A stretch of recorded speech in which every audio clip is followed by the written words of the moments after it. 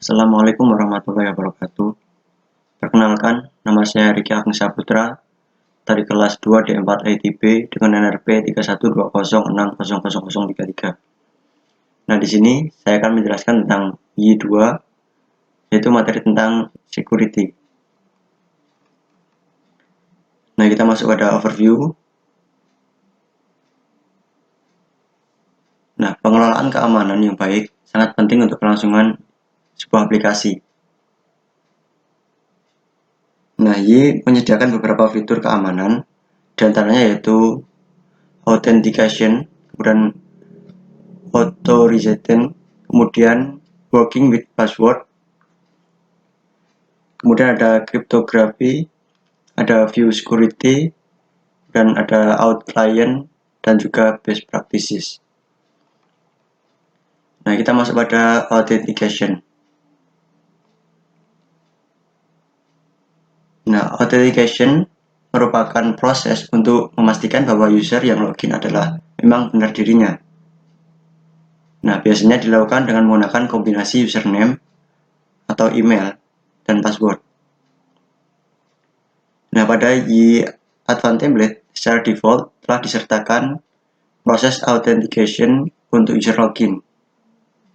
Sedangkan pada Y-Basic Template, proses authentication hanya dilakukan menggunakan user dan password yang di hardcode pada model user. Nah, selanjutnya yaitu proses authentication.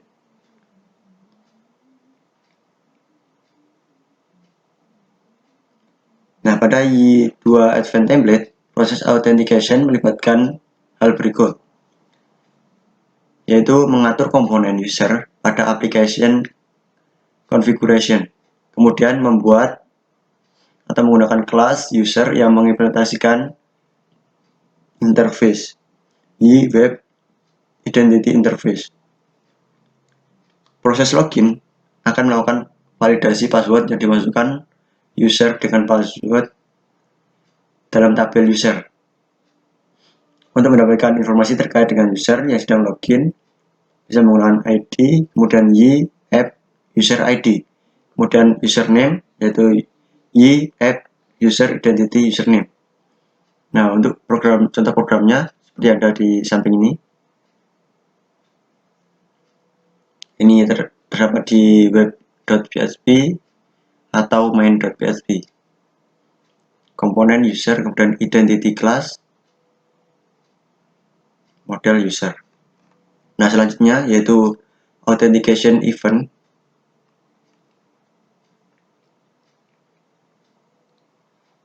Nah, kelas Y web user akan memunculkan beberapa event ketika terjadi proses login dan logout. Nah, di sini ada beberapa eventnya. Di antaranya yaitu event before login,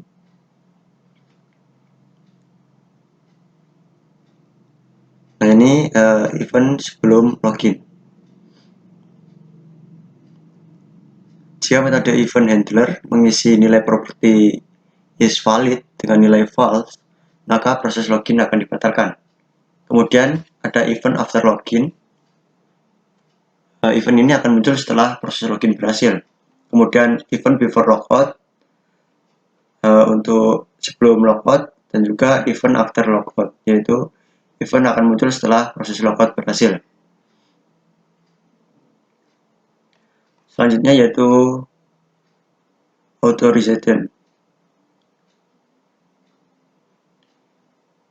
Authorization merupakan proses untuk memverifikasi apakah seorang user berhak untuk melakukan sesuatu. Nah, pada Y melibatkan komponen access control filter dan juga role based access control atau bisa dikenal RBAC.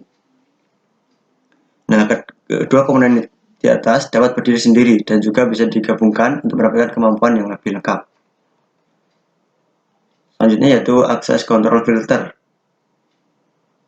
Nah, access control filter atau ACF merupakan metode untuk proses authorization yang diimplementasikan sebagai filter access control. Nah, ACF biasa digunakan pada controller untuk mengatur hak akses terhadap action-action root yang ada di dalamnya. Nah, di sini contohnya ada only, berisi action apa saja yang akan diatur hak aksesnya. Sini only, login, logout, dan sign up. Kemudian ada property rules yang berisi aturan yang diterapkan. Nah, dalam rules ada dua, yaitu tanda tanya merupakan rule spesial yang berarti semua user yang belum login atau pengunjung. Nah, kemudian ada add merupakan rules seperti yang berarti semua user yang telah login.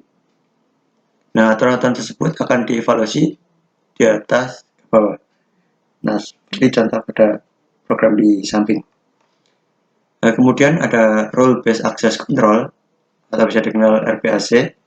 Nah, ini dapat digunakan untuk mengelola hak akses secara lebih komprehensif.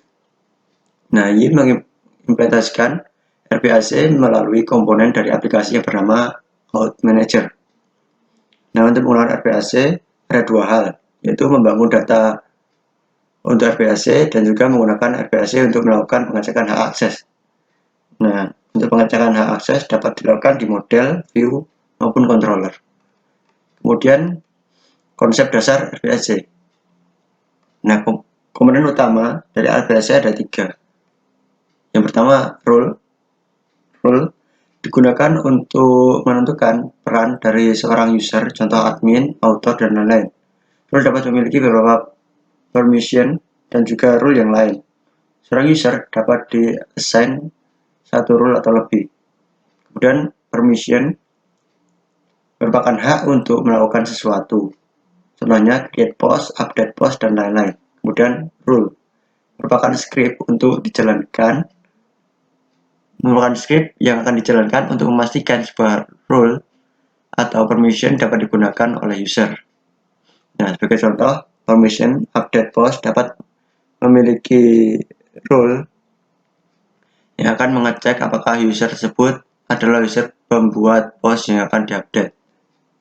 Kemudian, jika menggunakan DB Manager, terdapat 4 tabel. Di antaranya yaitu out item child, kemudian out assignment, dan out rule untuk menyimpan rule. Nah, selanjutnya di sini ada rule, permission rule. Nah, pada gambar di samping terdapat dua user, yaitu user Jane ID 1 dan juga John ID 2.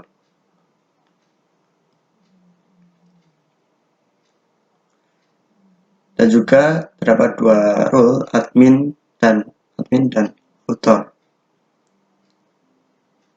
Nah, terdapat 3 permission, yaitu create post, kemudian update post, dan juga update on post. Setelah satu rule, author rule. Nah, user Jane memiliki role admin, sedangkan user John memiliki role author. Nah, role admin memiliki permission update post, dan role author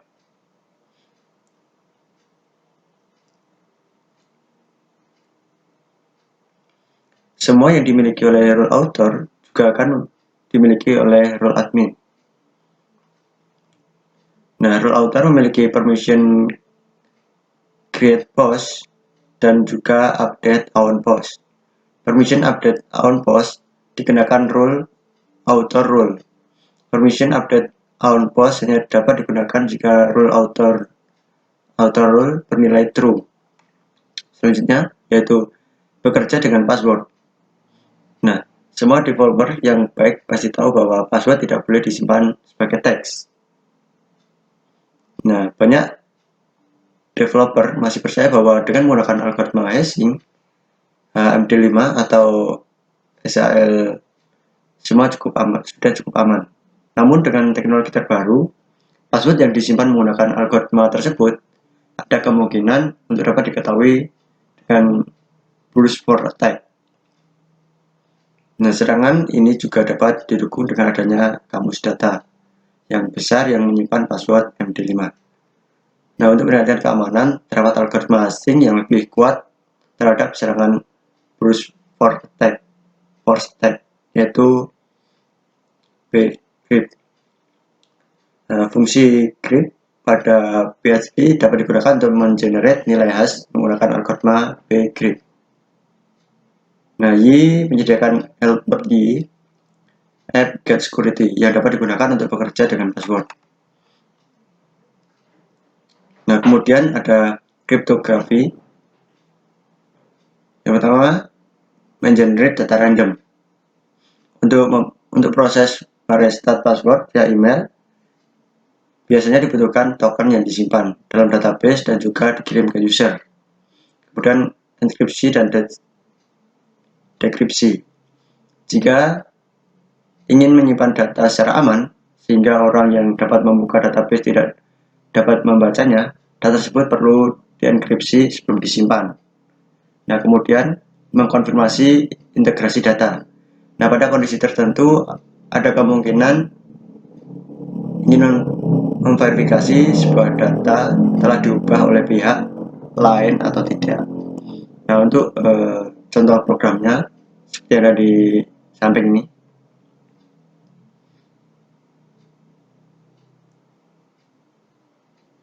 Ini mengenerate data secara random, kemudian enkripsi dan dekripsi, kemudian mengonfirmasi integrasi data. Nah, kemudian ada best practices. Nah, best practices ini ada beberapa, yaitu yang pertama ada basic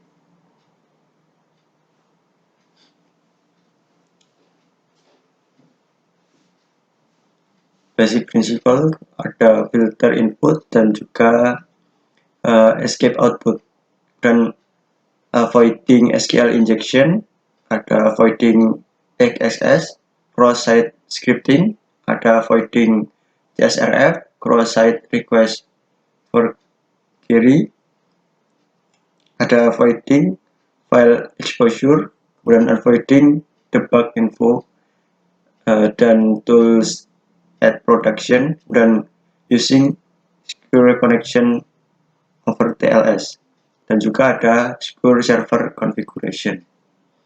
Nah, itu untuk best practices. Nah, itulah yang bisa saya jelaskan. Nah, selanjutnya kita masuk pada latihan. Nah, pada poin pertama ini, pastikan aplikasi yang Anda buat telah menerapkan konsep-konsep keamanan. Nah, oke. Di sini kita akan menambahkan RPAC pada item.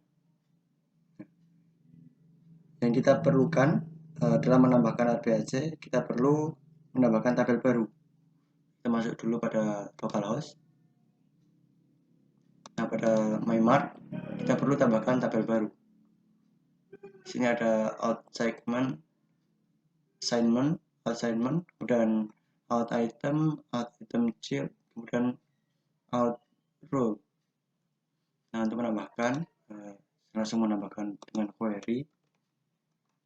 Nah, ini sudah siapkan. Ada drop tabel if exists, out item child, out item, out rule. Kemudian create tabel, out rule, out item child, dan juga out assignment. Kemudian kita dikirim. Nah, hasilnya seperti ini. Kemudian kita tambahkan, kita masuk pada out item. Nah, kita tambahkan pada name, type, dan description. Kita tambahkan. Untuk name kita tambahkan tambah produk, punya 1, deskripsinya memperbolehkan user untuk menambah produk.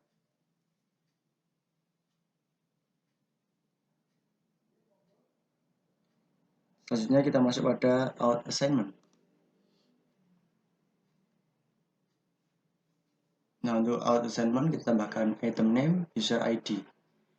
Nah, untuk item name dan user ID-nya dapat dari sini, dari user.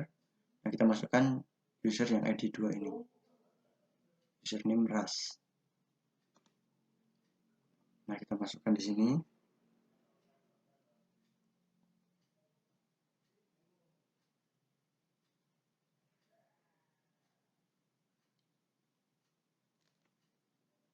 Sekarang setelah semuanya data telah kita tambahkan, kita masuk pada VS Code.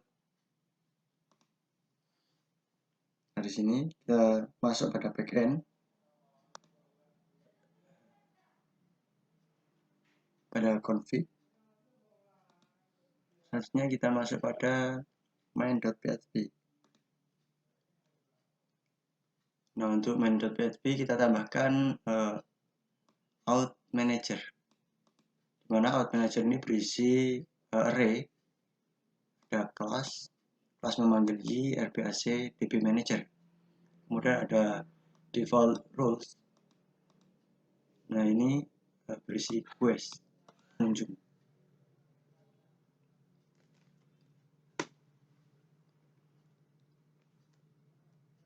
Setelah itu kita masuk pada item controller, kemudian item controller. Nah, untuk item controller kita masuk pada action create. Di sini kita tambahkan kondisi if. Nah, if y app user can tambah produk.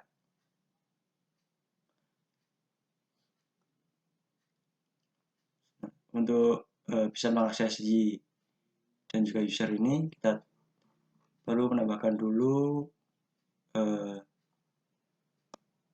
use y dan juga use y web user. Kita lanjut pada create.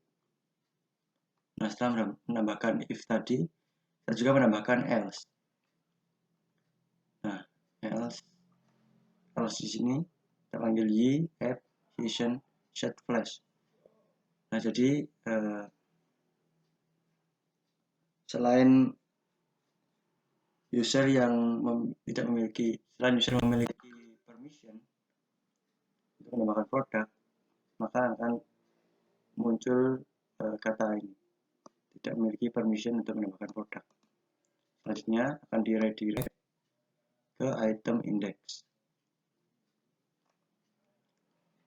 Kemudian kita save semuanya.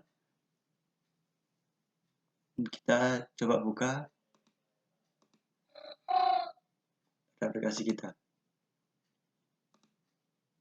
Nah, ini kita sudah login pada user Ras. Nah, kita coba create item. Nah, untuk create item di sini sudah bisa dilakukan karena tadi yang saya masukkan pada database ini adalah user 2. Yaitu di sini user ID 2 yaitu Ras. Jadi di sini sudah bisa. Sekarang coba kita logout. Sini kita coba Badrun. Kita login dengan username Badrun.